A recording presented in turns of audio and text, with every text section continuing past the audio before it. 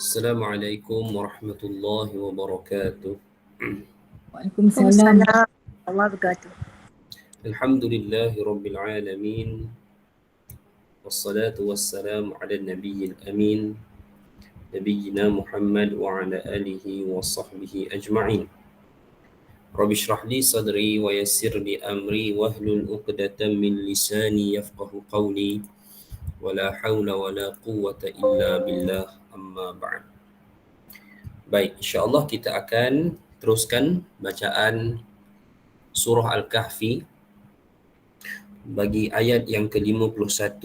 Firman Allah Azza wa Jalla, a'udzu billahi minasyaitonir rajim. Ma ashhadtuhum khalqas samawati wal ardi wala khalqa anfusihim wa ma kuntu muttakhidal mudillina 'aduda. Aku tidak menghadirkan mereka, yakni iblis dan keturunannya, untuk menyaksikan penciptaan langit dan bumi, dan tidak pula penciptaan diri mereka sendiri.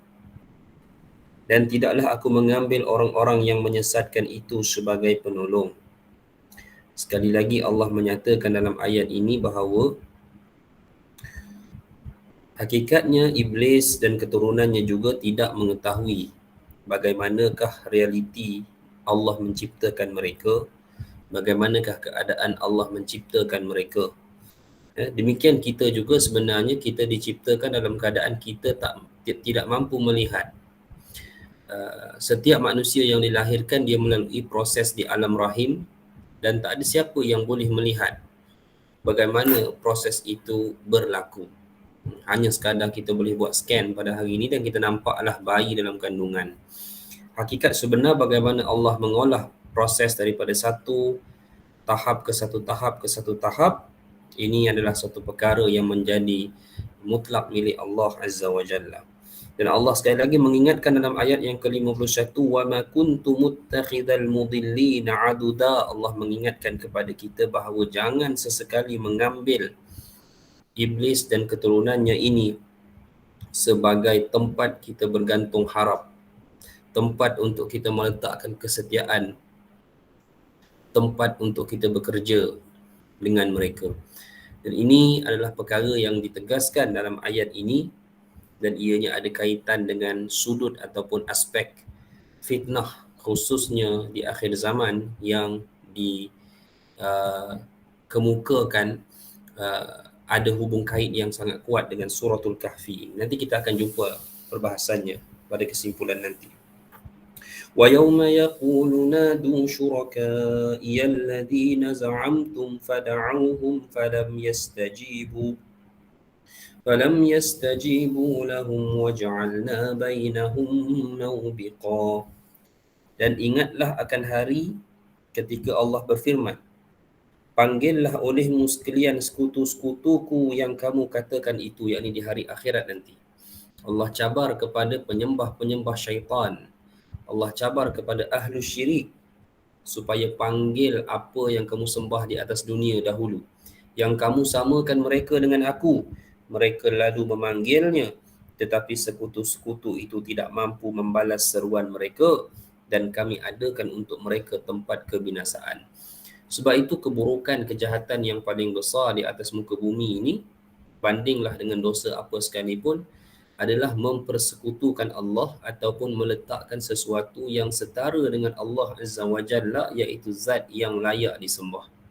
So itu adalah merupakan suatu keburukan, ya, suatu kejahatan yang paling jelas, yang paling nyata di atas muka bumi ini. Ya, baik. وَلَقَدْ صَرَّفْنَا فِي هَذَا الْقُرْآنِ لِلنَّاسِ مِنْ كُلِّ مَثَلٍ وَكَانَ الْإِنسَانُ أَكْثَرَ شَيْءٍ جَدَلًا. Dan sesungguhnya kami telah mengulang-ulang bagi manusia dalam Al-Quran ini bermacam-macam perumpamaan. Penuh dengan perumpamaan Al-Quran ini. Dan manusia adalah makhluk yang paling banyak membantah. Dia membantah, kita ni membantah di atas suatu ketetapan yang telah diberikan secara hak ke atas kita. Dan Mungkin kita mengikut apa yang pernah berlaku kepada Adam alaihi salam kerana Adam pernah membantah malaikat dalam persoalan ketika malakul maut datang untuk mencabut nyawanya. Saya pernah ceritakan dahulu, dan dia ini dibantah oleh Nabi Adam alaihi salam. Diterangkan tentang umurnya dan Nabi Adam masih bantah. Dia kata umurku masih ada selama 40 tahun. Ya, mengapa kamu hadir hari ini? Mengapa kamu datang hari ini untuk mengambil nyawaku? Nabi kata Adam lupa, keturunannya juga lupa. Adam melakukan kesilapan, Adam membantah, maka keturunannya juga membantah dan melakukan kesilapan. وَمَا مَنَعَ النَّاسَ أَن يُؤْمِنُوا إِذْ جَاءَهُمُ الْهُدَى وَيَسْتَغْفِرُوا رَبَّهُمْ إِلَّا أَن تَأْتِيَهُمْ سُنَّةُ الْأَوَّلِينَ أَوْ يَأْتِيَهُمُ الْعَذَابُ قُبُلًا. Dan tidak ada sesuatu pun yang menghalangi manusia dari beriman ketika petunjuk telah datang kepada mereka dan memohon ampun kepada Rabb-nya, kecuali datangnya hukum Allah yang telah berlaku pada umat-umat yang dahulu atau datangnya azab atas mereka dengan nyata. Baik.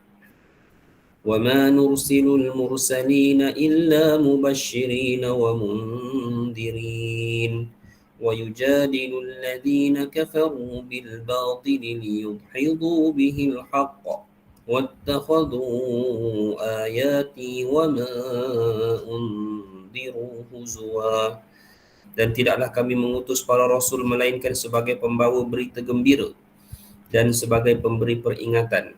Tetapi orang-orang yang kafir membantah dengan yang batil agar dengan demikian mereka dapat melenyapkan yang hak, dan mereka menganggap ayat-ayat kami dan peringatan-peringatan terhadap mereka sebagai olok-olokan. Baik.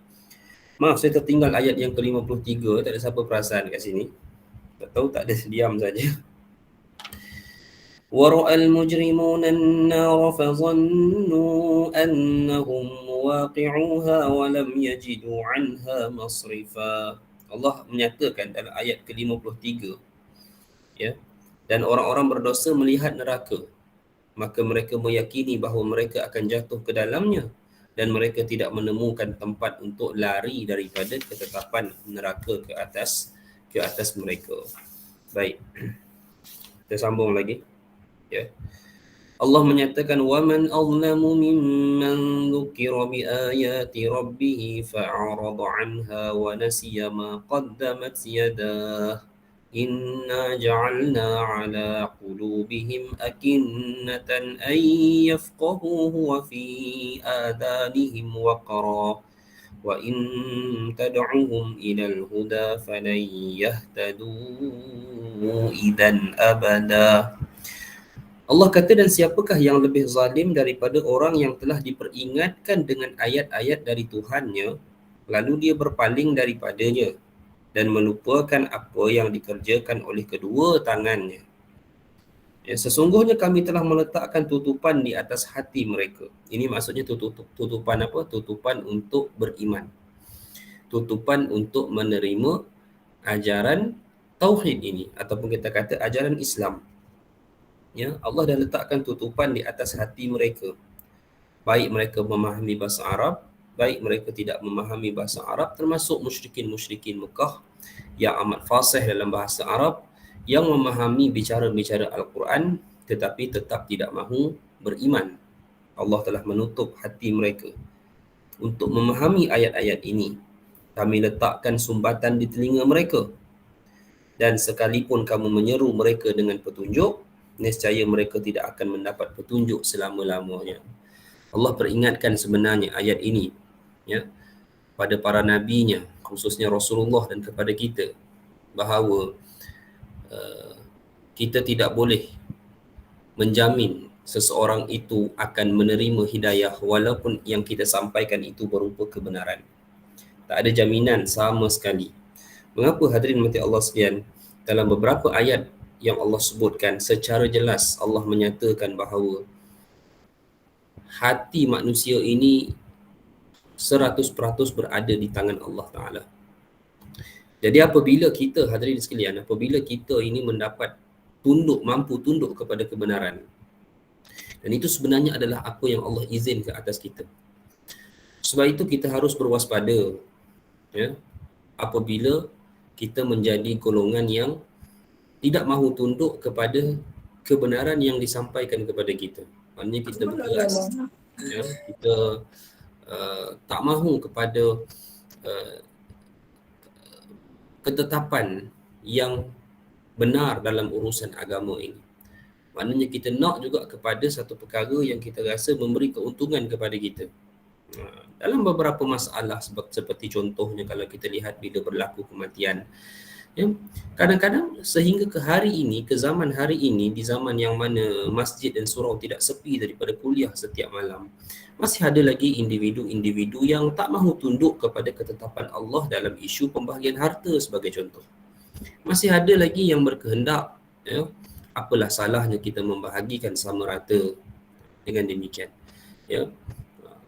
Dan jadi itu lebih adil bagi mereka. Ia mengikut kepada definisi akal fikiran mereka, sama rata itu merupakan satu keadilan.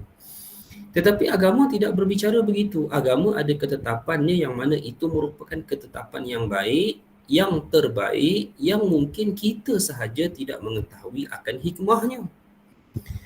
Maka mereka berkeras. Mereka menginginkan sesuatu yang bukan daripada apa yang ditetapkan oleh agama ini. Maka sampai ke satu masa Allah tutup pintu hati mereka.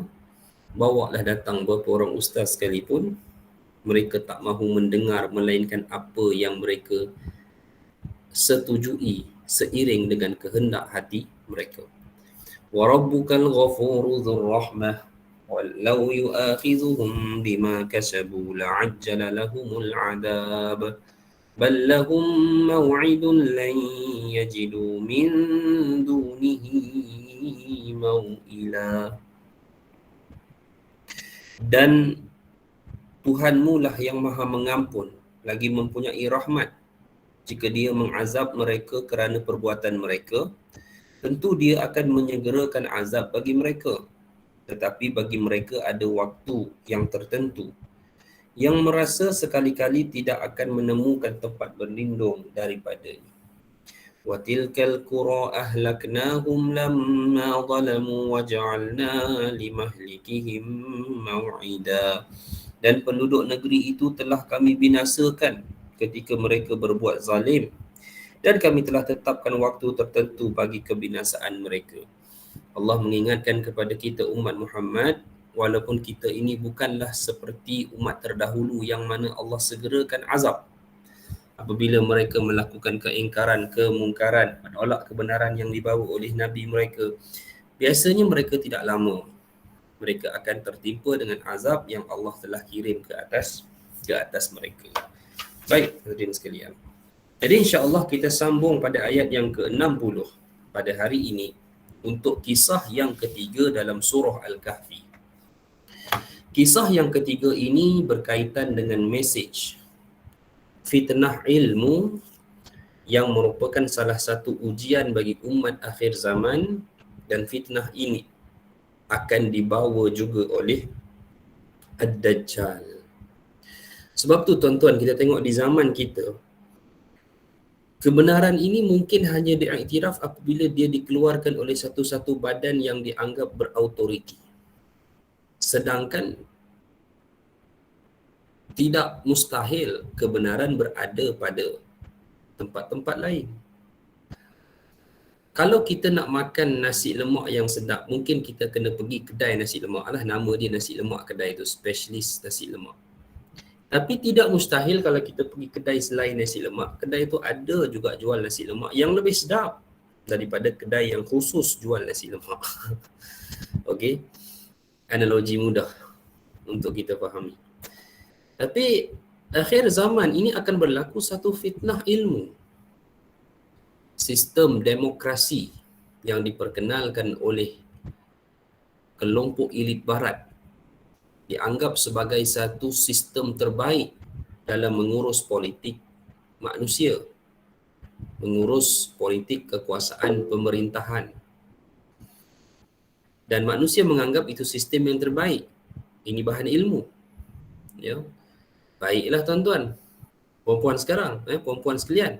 Ya, baiklah macam sekarang ni, akhirnya lompat sana, lompat sini. Ya, cerita tak pernah selesai. Baik.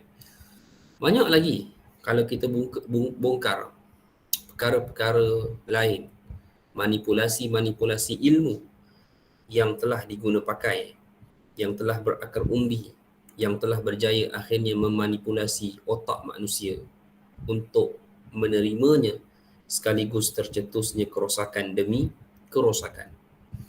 Jadi Allah sampaikan tentang bicara fitnah ilmu dalam kisah yang ketiga. Saya akan detailkan lagi insya-Allah tentang fitnah ilmu ini. Ya, sehingga tuan-tuan perempuan sekalian, zaman hari ini sampai ke tahap kadang-kadang kita tak membanggakan lagi orang yang terkenal dengan kelebihan ilmu dia. Kadang-kadang bagaimana kita tahu orang ni ilmu dia tinggi, ilmu dia lebih? Kita dengar dia bercakap, mungkin kita dengar dia menulis, mungkin kita tengok title dan pangkat yang ada pada diri dia. Profesor, datuk, doktor sebagai contoh. Ya, satu kejayaan yang diperolehi contoh. Tetapi itu tidak membawa makna mereka yang tidak punya apa-apa gelaran, apabila bertembung pendapat antara keduanya, yang mempunyai gelaran itu mesti benar.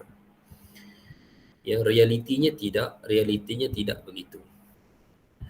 Nabi Musa alaihi salam seorang nabi. Nabi Musa alaihi salam seorang rasul. Sepanjang-panjang kehidupan Bani Israel boleh dikatakan bersandarkan kepada kitab Taurat yang diturunkan kepada Nabi Musa alaihi salam.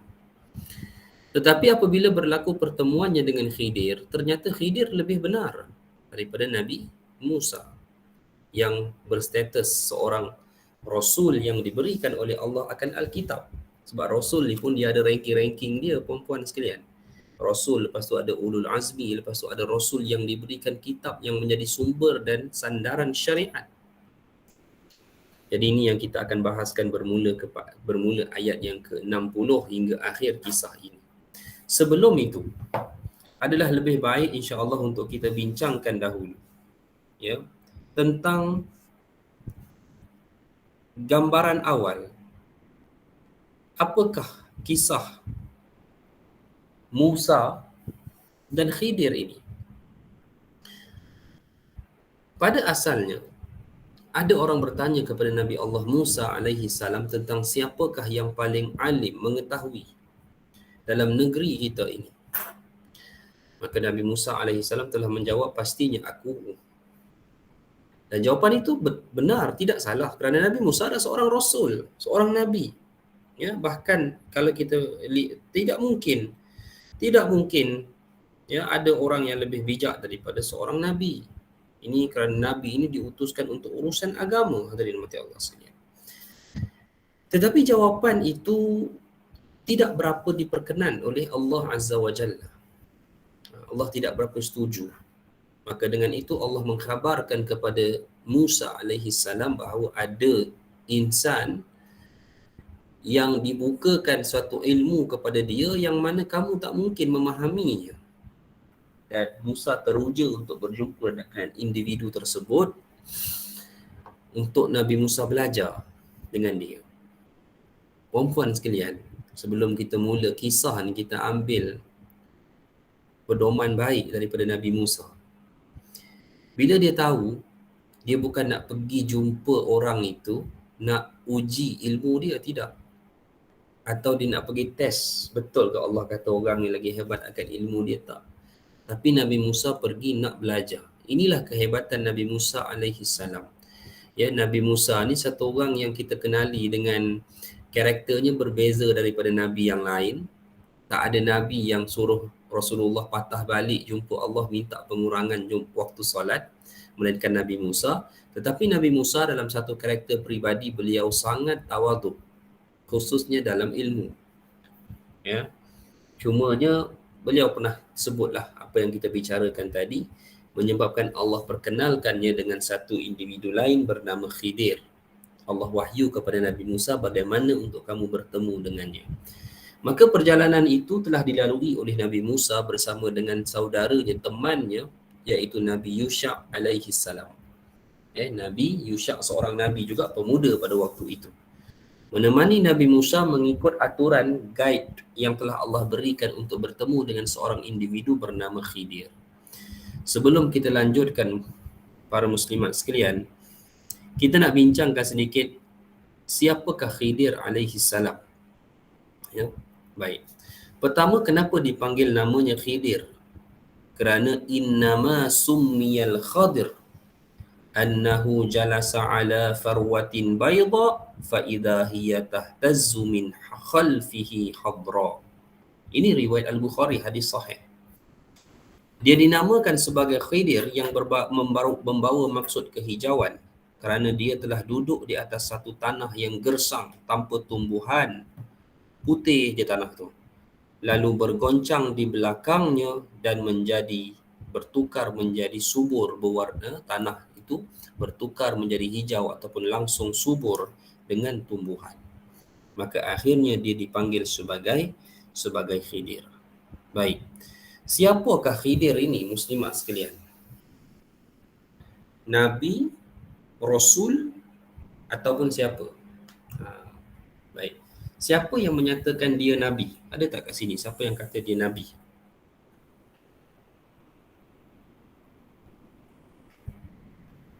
Tak ada. Nabi. Orang soleh. Orang soleh, bukan Nabi lah.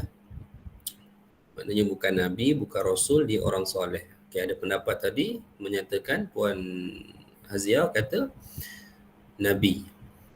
Baik. Sehingga hari ini masih kekal perbincangan menetapkan status Khidir alaihi salam. Siapakah dia? Nabi, Rasul, orang soleh atau malaikat?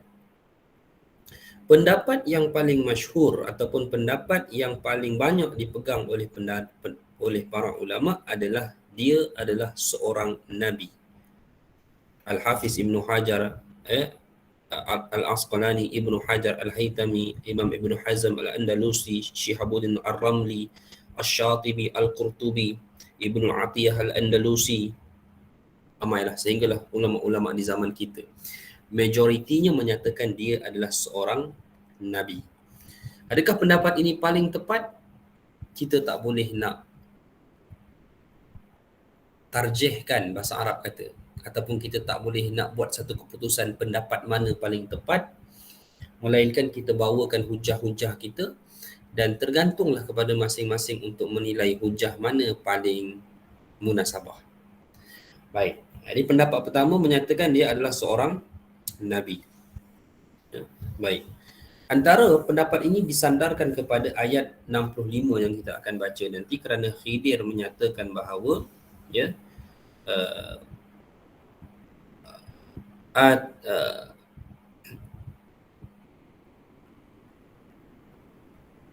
mana Allah menyatakan Khidir ini dalam ayat yang ke-65, atainahu rahmatan, ia adalah orang yang telah kami berikan rahmat min indina, dari sisi kami, wa 'allamnahu min ladunna ilma, dan kami telah ajarkan dari sisi kami akan satu ilmu.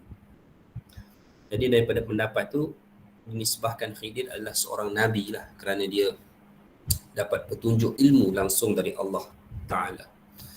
Baik, pendapat kedua, ada yang menyatakan dia bukan Nabi kerana tak ada riwayat yang betul-betul jelas menunjukkan dia ni seorang Nabi. Jadi pendapat kedua kata tak, dia adalah orang saleh seperti Luqmanul Hakim. Luqman, ada surah Luqman. Nabi tak Luqman ni? Khilaf. Dia sempat bersama dengan Nabi Daud alaihi salam. Tapi adakah dia Nabi? Khilaf. Para ulama tak menjumpa satu petunjuk jelas dia seorang Nabi, maka mereka meletakkan Luqman adalah seorang yang saleh. Demikian ada yang meletakkan pendapat Khidir juga adalah seorang yang saleh, kerana tak dapat kita tentukan dengan nas, dengan dalil yang betul-betul jelas adakah dia seorang Nabi. Pendapat yang ketiga yang paling ganjil. Ini pendapat yang paling ganjil lah. Pendapat yang paling minoriti menyatakan dia adalah seorang malaikat. Ya, dia adalah seorang malaikat. Baik. Jadi perempuan nak pilih mana? Ya, kita boleh buat undian. Perlu undi ke? Tak perlu. Dia Nabi ke? Dia orang soleh ke? Dia malaikat. Siapa nak ikut pendapat majority, dia seorang Nabi. Siapa nak ikut pendapat pertengahan, dia orang soleh. Siapa nak ikut pendapat paling minoriti, paling sikit, dia seorang malaikat. Siapa kata dia Nabi? Siapa setuju dia Nabi? Ya. Baik. Yang angkat tangan tu, dia nak tanya ke siapa setuju? Siapa setujulah tu. Setuju Nabi. Nabi. Yang setuju dia Nabi, saya nak tanya satu soalan. Seorang Nabi, dia mesti mengikut syariat seorang Rasul. Kita kena faham beza seorang Rasul dengan seorang Nabi. Apa beza? Rasul ni, Allah utuskan wahyu kepadanya dengan satu syariat yang mana ia akan diikuti oleh kaum-kaumnya yang dipimpin oleh Nabi-Nabi dalam kaum tersebut. Contohnya Nabi Ismail bukan Rasul tapi dia Nabi yang meneruskan ajaran seorang Rasul yang merupakan ayahnya iaitu Nabi Ibrahim AS. Nabi Harun bukan seorang Rasul. Baginda seorang Nabi yang meneruskan, yang menyampaikan ajaran yang dibawa oleh saudaranya Musa yang merupakan seorang Rasul. Jadi soalan saya, jika ia seorang Nabi, maka dia ikut syariat siapa?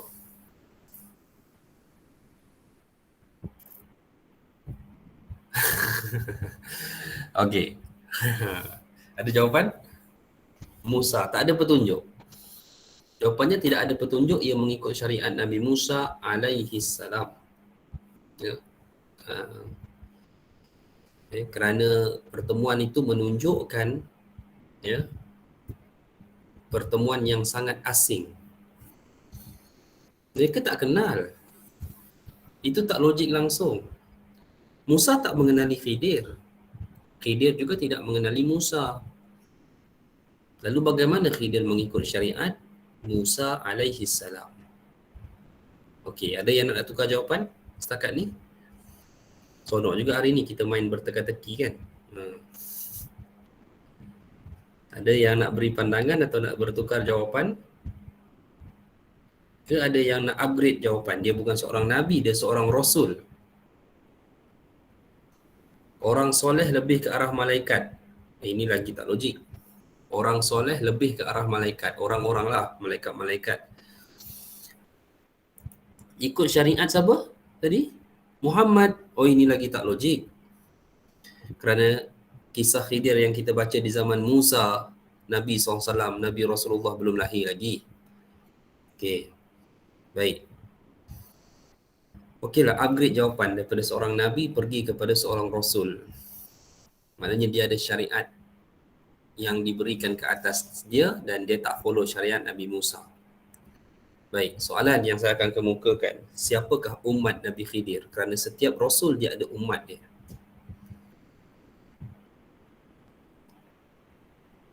Ada jawapan? Siapa umat Nabi Khidir? Tak ada umat. Tak ada umat. Tak didapati dia ada umat. Okey, tidak didapati dia ada kaum. Maka kita meletakkan dia adalah orang soleh. Selamat jawapan itu. Jawapan itu selamat. Tetapi bila kita meletakkan dia sebagai orang soleh, dia akan balik kepada isu yang sama. Dia seorang yang soleh yang mengikuti syariat siapa. Kenapa saya persoalkan hukum syariat bagi menentukan Khidir?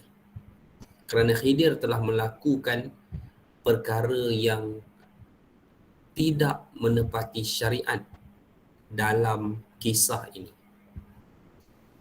Sebab tu perempuan sekalian, dia bunuh budak kecil. Sebutkan kepada saya, apakah syariat Nabi mana yang mengizinkan kita bunuh budak kecil kerana kita tahu besar nanti dia akan syirik, dia akan kufur. Ada tak? Tak ada. Jadi tindak tanduk Nabi Khidir itu tidak mengikut, asasnya tidak mengikut mana-mana syariat bagi manusia ini. Sebab tu perempuan sekalian, orang-orang yang mengamalkan ajaran tarikat, melampau, sufi, mereka suka sangat untuk kod Nabi Khidir. Hatta ada guru-guru sufi, guru-guru tarikat yang menisbahkan diri mereka sudah terkeluar daripada syariat.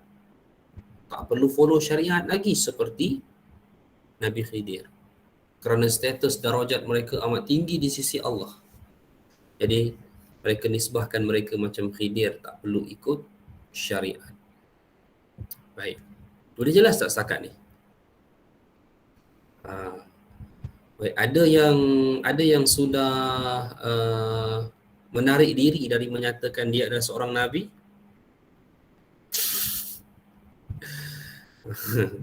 Okey.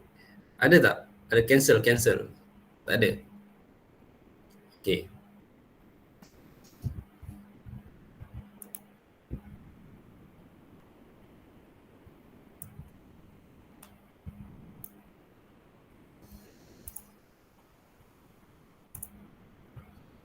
Okey, sekarang kita bincang pendapat paling minoriti. Saya ada terbaca somewhere, sekiranya Khidir masih hidup, dia akan mengikut syariat Muhammad. Betul ke Ustaz? Ni kita akan bicara yang kedua nanti. Dia hidup atau dia tak hidup. Kerana itu juga adalah perbincangan yang berlaku di kalangan para ulama. Baik. Okey. So hadirin sekalian, pendapat yang ketiga adalah pendapat yang paling minoriti, pendapat yang paling ganjil. Okey. Dia hidup ataupun dia tidak hidup. Ya. Baik.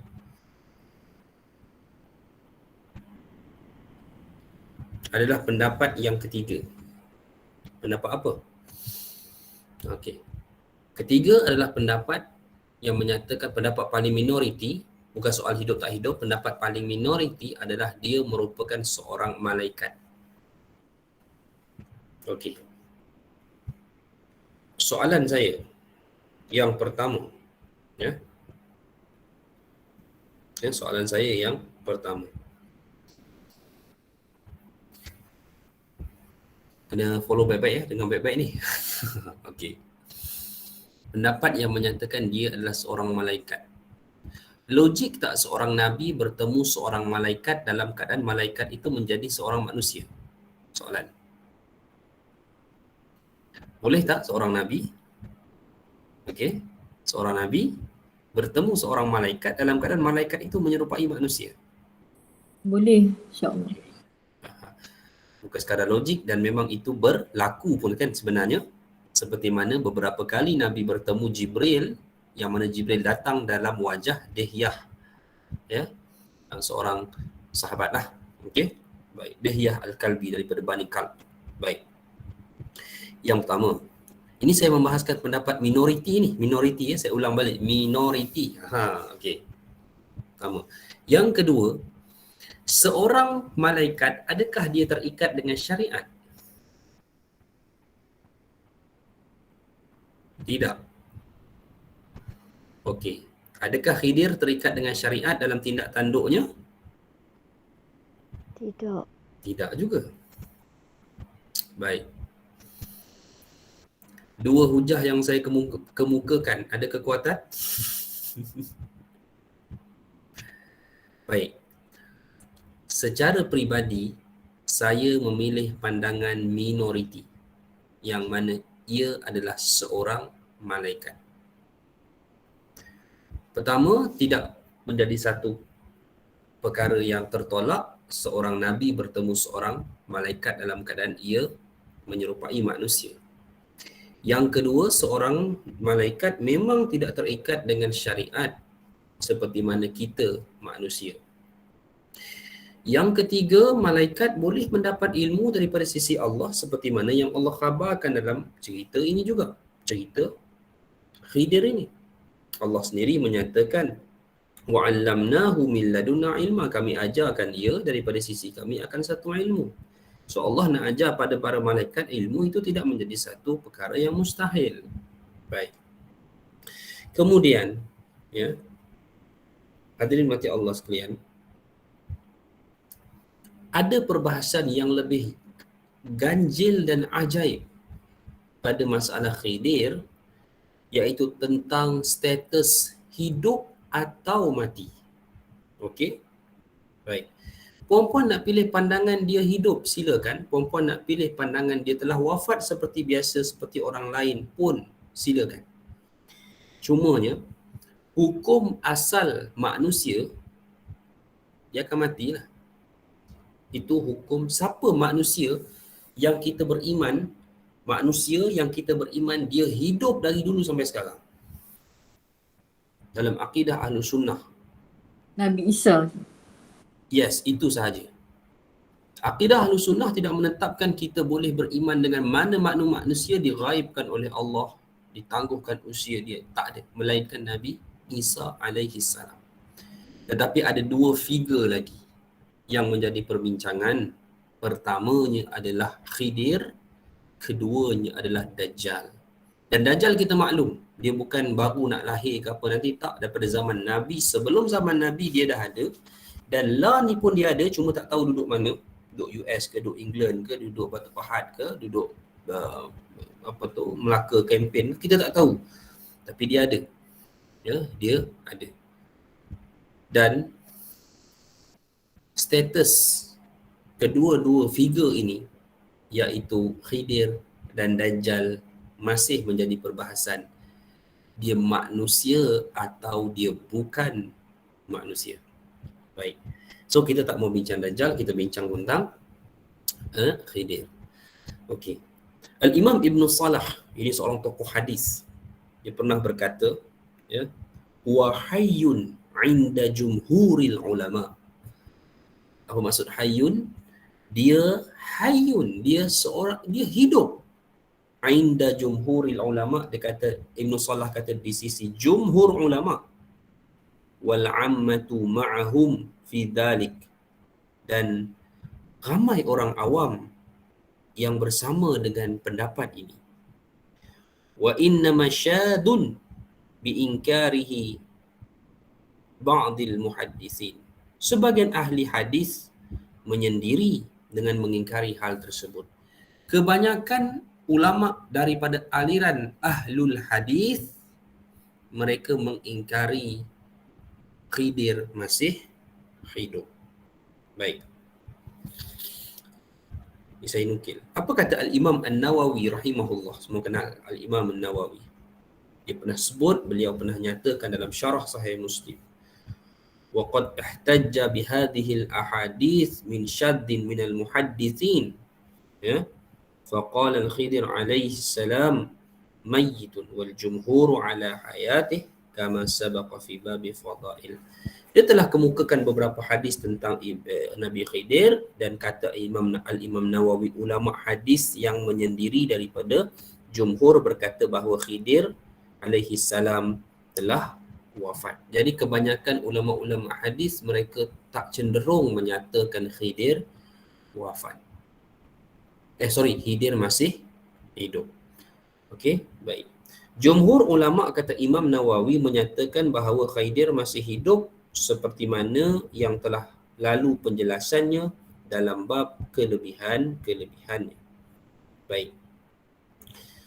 Ini saya bacakan satu pendapat Imam Athaillah As-Sakandari. Yang ni imam ni dia tarikat sikit lah. Jadi saya bagi fair lah. Saya baca jadi daripada imam-imam fiqh, daripada imam hadis, imam kelompok sufi pun kita baca juga. Kita terbuka, kita ambil saja apa dia kata. Dia kata wa baqa'ul Khidir ilal an ajma'a alaihi hadhihi ta'ifah wat tawatir an awliya kull asri. Dia kata Hidupnya Khidir sehingga hari ini adalah kesepakatan kelompok sufi, dia kata. Dan telah mutawatir daripada para awliya, wali-wali Allah. Dia bahasa sufi dia lain sikit lah. Dia main wali-wali banyak. Dalam setiap masa, ya, liqa'uhu wal akhdhu anhu, ya. Dan bahkan ada orang pernah jumpa Khidir, dia kata, duk ambil daripada Khidir ni doa apa semua, washtahara ila an balagha haddul mutawatir alladhi la yumkin, ya, jahdah. Di mana beliau menyatakan bahawa yang kata Khidir duk masih hidup ni sampai ke tahap mutawatir ni. Ya, maksudnya apa? Peringkat yang hampir tak boleh la yumkin an juhdihi, maknanya tak mungkin untuk ditolak lagi pendapat tersebut. Baik. Apa kata Al-Imam Ibn Kathir, kitab yang menjadi asas kepada syarah tafsir kita? Wa ammal khilafu fi wujudi ila zamanina hada fal jumhuru ala annahu baqa ila al-yawm. Adapun khilaf tentang hidup mati Khidir hingga ke zaman ini, majoriti para ulama menyatakan ia kekal hidup sehingga sekarang. Sudah. Baik, perempuan sekalian. Perempuan, kalau kita berpegang Khidir ni Nabi, Rasul atau orang soleh, akan jadi satu isu tak kalau dia hidup sampai ke hari ini?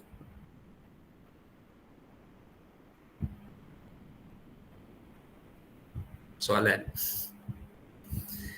Saja nak banyak bertanya hari ini.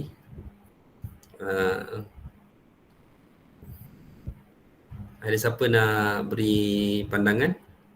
Kalau kita pegang dia Nabi, dia Rasul atau dia orang soleh, dia akan jadi isu. Nanti orang bertanya dekat antara dia, isu dia adalah manusia mana boleh hidup begitu lama macam tu, Ustaz? Ya, baik. Baik. Okey. Logiknya manusia takkan hidup lama seperti itu. Baik. Penting ke isu Khidir ni hidup atau mati? Jawapan dia tak penting bagi kita. Tetapi kenapa dibahaskan? Konsep dalam agama bila ada nas bahas, itu je. Dan yang bahaskan pernah membahas perkara ni bukanlah orang-orang awam. Sehingga para ulama pun memberikan pandangan-pandangan mereka. Baik. Sebenarnya hadirin mati Allah sekalian, ya, kalau kita nak nisbahkan tentang masalah hidup mati Khidir ni, bagi saya tak ada isu dah. Sebab saya berpegang pendapat dia adalah malaikat. Habis cerita. So kalau kita berpegang kepada pendapat dia malaikat, ada isu ke dia hidup mati? Jawapannya dia tak ada. Dia tak ada isu. Semua yang bernyawa termasuk malaikat akan wafat. Cuma malaikat ni dia umur panjang, kita nak kata macam mana? Tak ada. So, kalaupun malaikat hidup daripada dulu tak mati-mati sampai akhir, dia akan tetap mati juga ketika mana hari kiamat nanti. Malakul maut pun akan mati juga, akhirnya malaikat maut pun akan mati juga.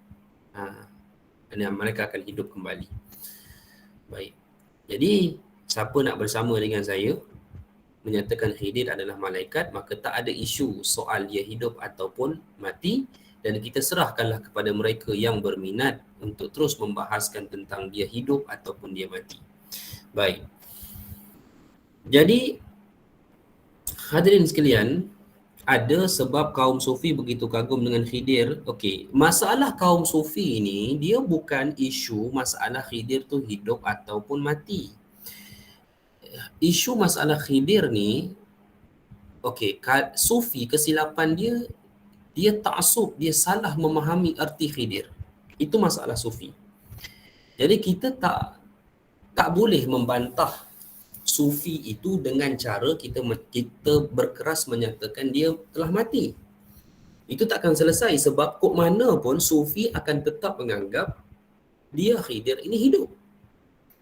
Jadi kalau kita bahaslah bagaimana hujah yang diberikan untuk menyatakan Khidir dah wafat, kaum sufi yang ta'assub dengan Khidir. Kenapa sufi ta'assub dengan Khidir? Seperti mana saya katakan tadi, mereka nak ke satu level keluar daripada syariat. Begitu. Seperti Khidir lah, ada bunuh budak apa semua tu kan. Mereka nak satu level yang mana mereka atau guru mereka itu dapat ilmu langsung daripada Allah Ta'ala macam Khidir. Jadi sebab tu mereka ta'assub kepada Khidir. Jadi, isu dia sufi, kita tak boleh fight dengan golongan sufi ini untuk berkeras menyatakan Khidir dah wafat, kerana ada nas yang menunjukkan Khidir tu hidup. Walaupun nas masih boleh dibahas. Apa yang paling penting pada sudut pemahaman saya adalah membetulkan kefahaman sufi itu tentang hidupnya Khidir. Baik, sebab itu kalau kita bawa Khidir ni malaikat, jelas habis. Tamat cerita. Orang sufi pun kena menerima. You all tak boleh nak meletakkan wujudnya amalan sehingga kita mengatasi syarat, sehingga kita tidak terikat dengan syariat seperti Khidir, kerana Khidir bukan manusia. Ya, kerana Khidir bukan manusia. So you all nak letak, nak capai darajat sampai keluar daripada syariat seperti Khidir, itu tak boleh. Ya, itu tak boleh. Kerana apa hadirin mati Allah sekalian? Kerana kalau ikut pegangan saya lah, pandangan minoriti, dia malaikat. So macam mana kita manusia nak nisbahkan sama dengan malaikat? Tak boleh. Itu sama sekali tidak valid.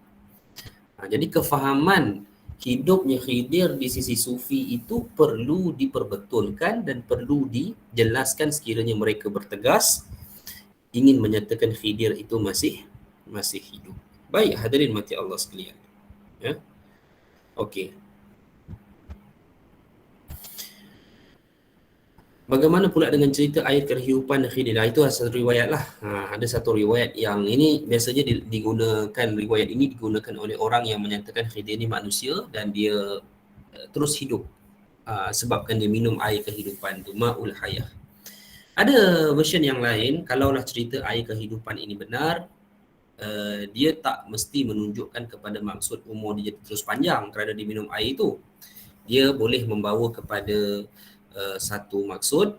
Saya ulang kalaulah cerita kisah air kehidupan itu benar, sahih, dia juga boleh membawa kepada satu maksud di mana Nabi Khidir membawa kepada kesuburan selepas ia minum air tersebut. Sebab itu dalam riwayat yang sahih Al-Bukhari membawa cerita di mana, membawa riwayat di mana Khidir ni dia pergi tanah mana, tanah tu akan jadi hijau. Dan itu ada salah satu faktor daripada air kehidupan yang dia telah minum kalau cerita ma'ul hayah atau air kehidupan itu benar. Baik. Okey. Antara dalil tuan-tuan, puan-puan sekalian, yang menyatakan Khidir ni masih hidup, ya, hadis riwayat Muslim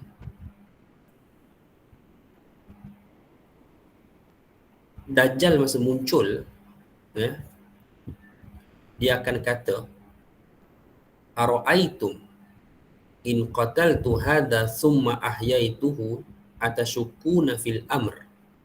Bagilah maklum kepadaku, jika aku bunuh orang ini kemudian aku hidupkan, apakah kalian masih syak? Fayaqulun la. Dajjal ni Nabi cerita one day dia akan keluar, okay? Satu masa dia akan keluar, dia akan munculkan diri dia, dan ada seorang pemuda pergi nak uji tentang kehebatan Dajjal. Okey. Dia pun pergi, pemuda ni. Dajjal pun cakap dekat orang-orang dia, kalau aku bunuh orang ni, lepas tu aku hidupkan balik, adakah kalian masih syak dengan kekuasaan aku? Pengikut dia kata tidak. Pengikut dia semua bodoh Dajjal ni. Qala, ya, fayaqtuluhu thumma yuhyihi, ya, kemudian, ya, Dajjal membunuh orang tersebut kemudian menghidupkannya kembali. Fayaqulu hina yuhyihi, orang itu berkata ketika dia dihidupkan balik setelah dibunuh oleh Dajjal, wallahi, orang tu kata, demi Allah, ma kuntu fika qattun ashadda basiratan minni al-an, dia kata, Dia kata apa? Orang yang kena bunuh lepas tu kena hidup balik oleh Dajjal tadi. Ya. Demi Allah keyakinanku tentangmu sekarang ini lebih kuat. Orang tu kata, aku lebih yakin yang engkau ni memang seorang pendusta. Dalam satu riwayat, Dajjal bunuh dia macam mana? Belah dua. Pom jasad dia. Orang tu. Terpelanting ke barat satu, terpelanting ke timur. Lepas tu Dajjal seru balik. Cantum balik, hidup balik. Lepas tu Dajjal tanya, sekarang kau beriman dengan aku? Orang tu jawab, tak, bahkan lebih jelas pendustaanmu. Baik. Qala fayuridu Dajjal ayyaqtulahu. Dajjal pun bengang, marah, nak bunuh dia buat kali kedua. Fala yusallatu alaihi. Maka Dajjal kali ni tak mampu dah nak buat begitu. Ada riwayat kata, badan orang itu bertukar kepada tembaga. Dia dah tak boleh nak tebas dah. Okey. Cerita apa ni perempuan sekalian? Entahlah. Saya pun tak tahu dah macam apa hakikat sebenar yang Nabi bicarakan ni. Dajjal bunuh orang, boleh hidup balik apa semua. Siapa orang itu? Qala Abu Ishaq, berkata seorang perawi bernama Abu Ishaq, perawi yang diiktiraf oleh Al-Imam Muslim. Yuqalu, dia membawa satu riwayat, dikatakan inna hadzal rajul huwal Khidir alaihi salam. Lelaki yang dimaksudkan kena belah hidup balik, yang menyaksikan pendustaan Dajjal itu adalah Khidir alaihi salam. Jadi macam mana tu puan-puan? Ya, memang ada, tak dinafikan. Ya, ada riwayat ini. Dan kisah ini secara umumnya sekadar pengetahuan kita, ia belum pernah terjadi. Jadi dia akan terjadi. So Khidir ada. Kedua, ada satu riwayat an Riyah bin Ubaidah berkata, saya baca Melayu lah, aku melihat lelaki yang menemani berjalan bersama dengan Umar bin Abdul Aziz dengan memegang tangannya. Dalam hati aku berkata, lelaki ini adalah keras hati. Selepas solat aku bertanya kepada Umar, ya, wahai Umar, siapakah lelaki yang bersamamu yang memegang tanganmu sebentar tadi? Umar menjawab, sungguh kamu telah melihatnya? Wahai Riyah, aku berkata, benar. Umar kembali berkata, sungguh aku melihat kamu adalah seorang lelaki yang soleh. Dia adalah saudaraku Khidir, kata Umar bin Abdul Aziz. Dia memaklumkan kepadaku bahawa aku akan menjadi penguasa dan mampu berbuat adil. Puan-puan sekalian, ada persamaan tak? Okey, dua riwayat ni menunjukkan Khidir tu hidup atas di zaman Umar bin Abdul Aziz. Masa ni Umar bin Abdul Aziz belum jadi khalifah. Ayah dia Abdul Aziz bin Marwan masih Abdul Aziz bin Marwan. Ya, betul ke Marwan? Khalifah Marwan ibn Hakam, Abdul Malik ibn Marwan, Abdul Aziz ibn Marwan, betul. Ayahnya Abdul Aziz ibn Marwan masa tu masih lagi menjadi gubernur di Madinah. Ya. Dia belum jadi khalifah. Dah Umar bin Abdul Aziz pernah jumpa Khidir. Khidir pergi bagi tahu, engkau nanti wahai Umar akan jadi pemimpin dan engkau akan mampu berlaku adil. Sudah perempuan sekalian. Macam mana pula ni ceritanya? Tapi ada persamaan tak? Khidir yang berjumpa dengan Umar bin Abdul Aziz dengan Khidir yang Allah cerita dalam Quran. Jawapannya ada. Apa persamaan dia? Khidir ni tahu masa depan. Itu persamaan dia. Kita akan baca dalam kisah surah Al-Kahfi ni tentang Khidir ni puan-puan sekalian, tiga cerita semua berkaitan dengan apa yang dia tahu tentang masa depan. Dan dia tak beritahu kepada Umar yang mana masa depan yang dia tahu tu Allah wahyukan kepadaku. Dia tak cakap macam tu dekat Musa. Bukan Umar, Musa. Dia tak kata, apa salahnya Khidir cakap je kat Musa, aku tahu sebab Allah wahyukan kepada aku. Ya, tapi Khidir tak cakap macam tu. Khidir cuma bagi tahu bahawa aku tak mampu, engkau tidak akan mampu untuk memahaminya. Dari pertanyaan Umar, betul engkau melihatnya? Show that dia bukan manusia. Show that dia bukan manusia. Logik. Baik hadirin mati Allah sekalian. Jadi macam tu, adakah Umar bin Abdul Aziz Nabi kerana dia didatangi oleh malaikat? Tidak mesti. Tidak mesti. Kerana kita pun boleh malaikat datang kepada kita.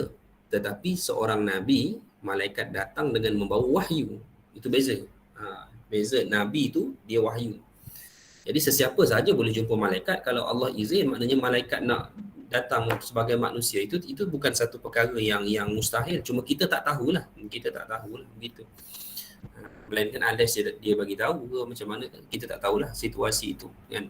Tapi dari sekalian, perkara yang logik untuk kita bincangkan kerana dia adalah bicara nas Al-Quran.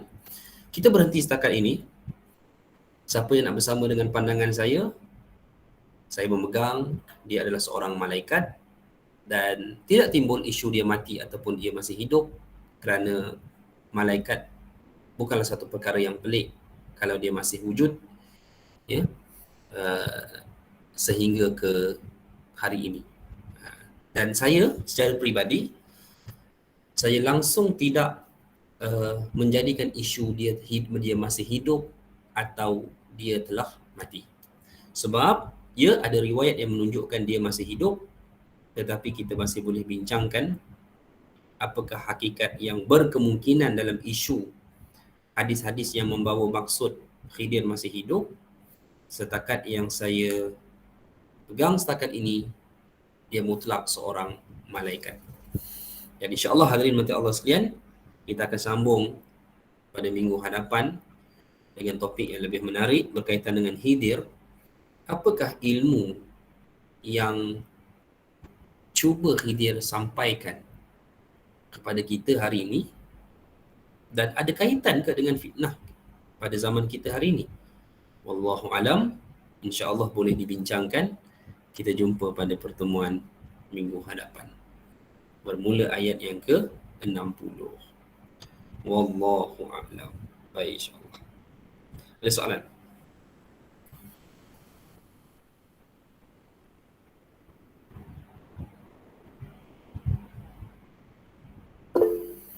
Sila. Ustaz nak clarify kisah dalam zaman pemerintahan Umar Ibn Aziz, serigala dan kambing tu hidup sekali. Sahih kisah tu Ustaz? Tak. Ada hadis tu sebenarnya yang berkaitan dengan kambing dengan serigala hidup sekali tu. Tapi orang kata bukan zaman ni lah. Oh, bukan zaman Umar. Jadi disebabkan itu zaman Nabi Isa aman dan damainya pada masa itu. Itulah. Okey. Baik. Okey, insya-Allah sampai sini dulu puan-puan sekalian. Boleh ya? Okey, jadi kita akan sambung perbahasannya pada minggu hadapan. InsyaAllah setiap bicara Al-Quran ini akan ada dia punya manfaat dia. Dan insyaAllah dalam kita beribadah ni, bila kita tahu cerita Khidir ni, mungkin akan menambahkan lagi keimanan kita dengan keluasan dan kehebatan, keagungan ilmu Allah Ta'ala, yang mana Allah hanya berikan kita sedikit sahaja daripada ilmu yang ada di sisinya. Wallahu alam. Sekian dahulu. Aqulu qawli hadha wa astaghfirullah. Assalamualaikum warahmatullahi wabarakatuh. Waalaikumsalam warahmatullahi wabarakatuh.